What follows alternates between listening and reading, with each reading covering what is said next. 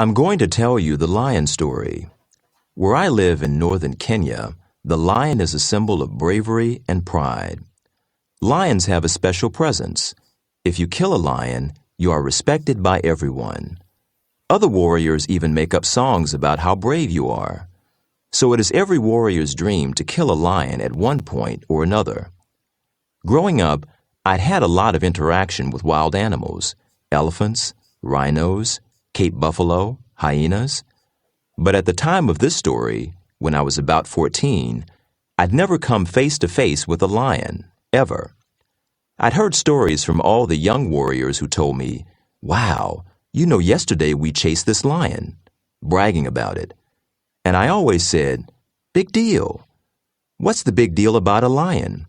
It's just another animal.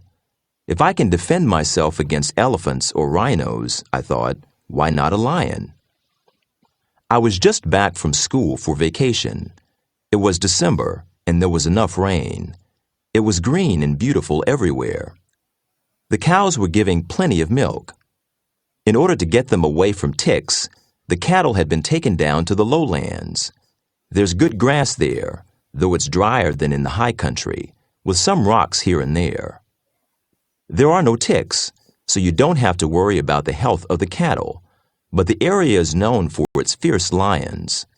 They roam freely there, as if they owned the land. I spent 2 days in the village with my mom. Then my brother, Ungoling, came home to have his hair braided and asked me to go to the cattle camp along with an elder who was on his way there. I'd say the cattle camp was 18 to 24 miles away, depending on the route, through some rocky areas and a lot of shrubs. My spear was broken, so I left it at home. I carried a small stick and a small club. I wore my nanga, which is a red cloth, tied around my waist.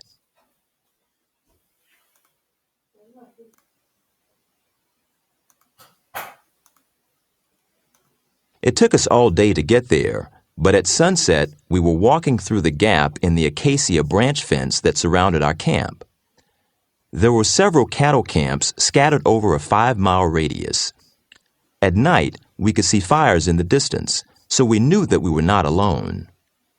As soon as we got there, my brother Matarian told us that 2 lions had been terrorizing the camps. But lions are smart. Like thieves, they go somewhere, they look, they take, but they don't go back to the same place again. Well, that was our unlucky day. That evening, when the cows got back from grazing, we had a lot of milk to drink, so we were well fed. We sat together around the fire and sang songs about our girlfriends, bravery songs. We swapped stories, and I told stories about school. The others were always curious to understand school. There were 4 families in the camp, but most of the older warriors were back at the village seeing their girlfriends and getting their hair braided. So there were only 3 experienced warriors who could fight a lion, plus the 1 elder who had come down with me. The rest of us were younger. We went to bed around 11:30 or 12. We all slept out under the stars in the cattle camp. No bed, just a cowhide spread on bare soil. And at night it gets cold in those desert areas.